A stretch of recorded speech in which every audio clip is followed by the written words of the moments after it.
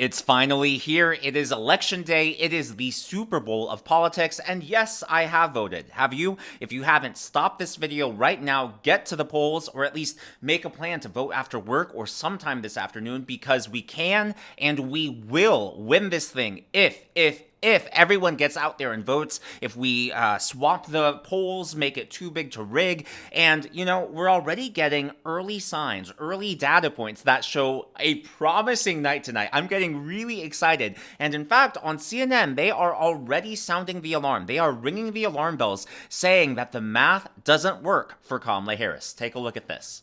The math doesn't work.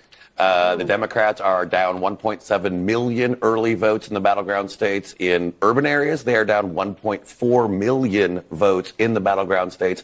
Among women voters, rural voters have overperformed early by 300,000. Democrats have to win their races early. Republicans generally win them on election day.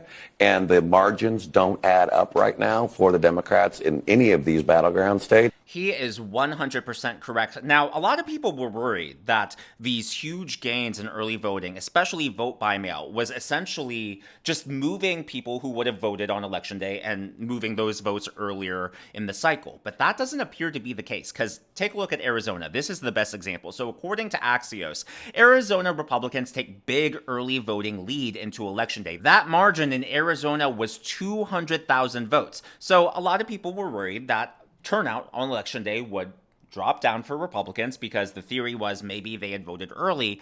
Well, that doesn't seem to be the case. In Arizona, perhaps the most consequential, the most controversial county is Maricopa County. And take a look at the turnout in Maricopa. This is from the Maricopa County of Elections. You can see the turnout hour by hour in these purple bars, 6 to 7, 7 to 8, etc.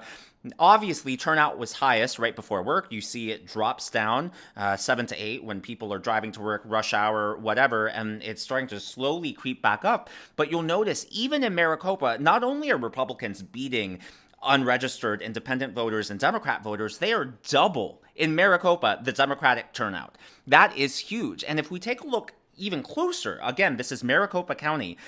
Just take a look at this hour by hour breakdown. 9-7, 16,000, 23.9 thousand for Republicans, and Democrats are just way, way low. You take a look at this promising data out of Maricopa County, you couple that with the 200,000 ballot lead that Republicans have in the state nationwide, and then you couple both those data points with what we know the pollsters are telling us is that 9 out of 10 voters are going to vote for their own candidate. So 9 out of 10 Democrats are going to vote for Kamala Harris.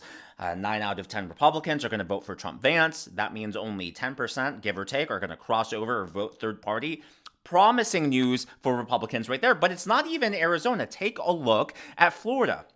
So this was, you'll notice, this is from Florida's Voice in the upper left-hand corner. This is the vote by mail. So Republicans actually gained, even though they're behind Democrats in vote by mail. They improved their share compared to 2020, 34% for Republicans compared to 41% for Democrats. And again, people were worried, hey, is this going to affect election day turnout? Well, here is early in-person voting. It shot up for Republicans, 47% to 28% Republicans, with 2.5 million votes in Florida.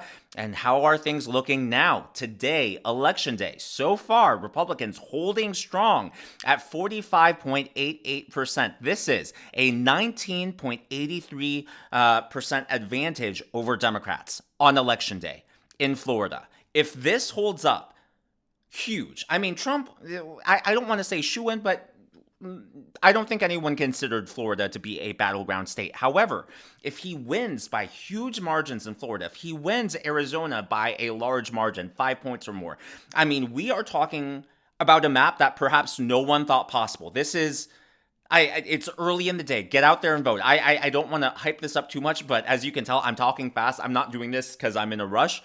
I am genuinely excited and thrilled for tonight. I mean, you take the numbers are the numbers. It's just, I'm so excited. Pennsylvania, just as promising. So take a look. This is the voting returns, vote by mail. And you'll notice at the very bottom in 2020, Republicans requested, their ballots, but they only returned them by 74%. This year, they're returning 82.4% compared to Democrats only returning 83.5%. And the GOP returns are below the Democrats, but election day turnout in Pennsylvania is so big that people are even talking about the Amish population turning out. This photo was taken as someone was driving. This was posted on X. This is the person who posted this said it was the Amish people heading to the polls to vote, and them turning out would be a huge deal. On top of all of this, Trump was actually asked this morning how he's feeling about Election Day. Not only does he seem positive and upbeat and confident, you can just tell from his body language, what he's saying, his tone of voice. He actually made a joke at Kamala Harris's expense, which was really funny. Republicans have shown up in force.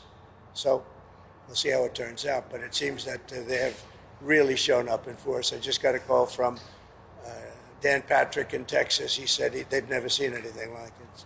It's been very good. Was there, looking back, anything you would do differently about your campaign? Anything you regret about hiring this campaign? Look, regrets. You always have regrets. I can't think of any, to be honest, to use her expression. I can't think of any.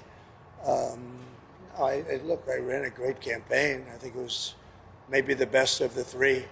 We did great in the first one. We did much better in the second one, but something happened. And this was the best. I would say this was the best campaign we ran. Of course, we will get more information tonight. And by the way, if you missed it, I will be live streaming tonight starting at 8 p.m. Eastern, 7 p.m. Central. So be sure to tune in. We'll go over all the news. We will celebrate, analyze the night together in real time based on what is happening on the ground and based on these numbers coming out of the swing states so far. This map looks like it could be really likely. And you'll notice New Hampshire has flipped here. This would put Trump-Vance at 316. The magic number, of course, 270.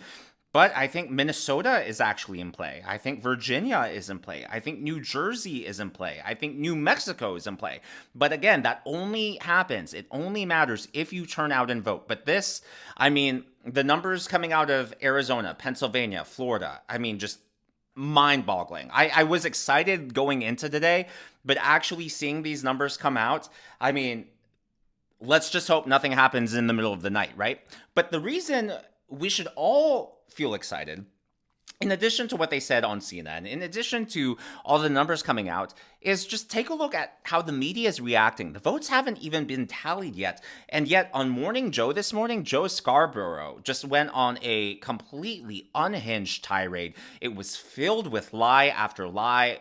It sounded desperate. And why would you be desperate if you were sure your team was going to win? Just listen to this. He usually sounds delusional, but this isn't just delusion. This right here is a news broadcast of desperation.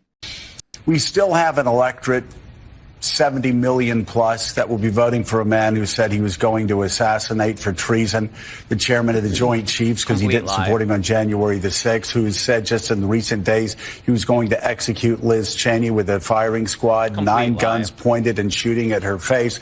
A man who has said that he was going to shut down CBS because he didn't like how they edited an interview. A man who said he was going to be a dictator from day one. A man who said he was going to terminate the Constitution. A man who said he was going to use the Army and he was going to use the National Guard on his political opponents. I literally could go on all day, and yet you talk to Trump voters and they'll go, he didn't say that. Wait, now I didn't hear him. And then you say, well, here's the quote, and then they'll go, yeah, he didn't mean that. So there's something far more long-lasting than just Donald Trump, the candidate.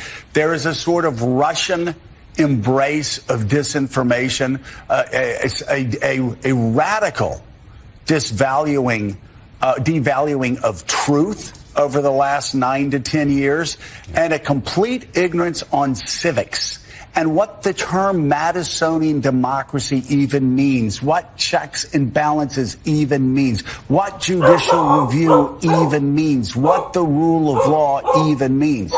How do we as a nation, even post-Trump, how do we reach those Americans who apparently didn't go to civics class, apparently didn't learn the basics of this Constitution, and have just been overwhelmed with disinformation over the past 9 years? Apparently, Scarborough drives my dog crazy. By the way, fun fact, for those of you new to the channel, I have a dog and a cat, and to celebrate 100,000 subscribers, if and when I get there, I will be sharing you not only their names, but their adoption stories and all sorts of fun facts about them. But yeah, Joe Scarborough, absolutely crazy. Again, desperation right there. Does that sound, I mean, I'm not putting on a show right now. I am genuinely excited and looking forward for tonight. So that's why I feel energetic. I don't know if I'm coming across that way on video, but if you notice that, that's because I'm excited for tonight. Right now, Joe Scarborough looks stressed. He sounds stressed. He looks angry. It's almost as if they're already mourning a loss that hasn't happened. Again, like I said, if you haven't voted, get out and vote. Make sure you vote. Be a force multiplier. Bring friends with you. Text 5 people right now. Text 5 people who you're not sure whether or not they voted. There's plenty of time left in the day. We can and we will win this thing, but only if all of us get out the vote. As always, all of this is just my commentary, my analysis. That's what's going on in the world of politics on election day from my point of view, and I would love to hear from you. How are you feeling about today? Have you voted yet? And by the way, let us celebrate all of our swing staters. I know there are a few of you from Pennsylvania. I'm thinking of you. Is it Tasia Tay? You don't say your name in your YouTube videos, so I don't know how to pronounce it, but she is a black female trucker voting for Trump who has watched the channel for a while. I know there are plenty in Florida, which I get is not considered a swing state anymore, but New Hampshire, North Carolina, New Jersey, Michigan, Arizona. Let me know. All of those states, Georgia. Let me know your thoughts down in the comments below. And if you see someone from one of those states, be sure to give them a thumbs up. Let's a thumbs up and support I get it. All of our votes are equally valuable, but let's celebrate our swing state folks too, because today all eyes will be on them. And thank you for doing your civic duty. Like I said earlier, I will be live streaming tonight, 8 p.m. 8 p.m. Eastern Time, 7 p.m. Central. I hope to see you there. If you haven't already, please be sure to give me a thumbs up. I know it's a simple thing to ask for, but it really does help me in the algorithm to reach more viewers like you. Be sure to smash that subscribe button and to check out one of these videos.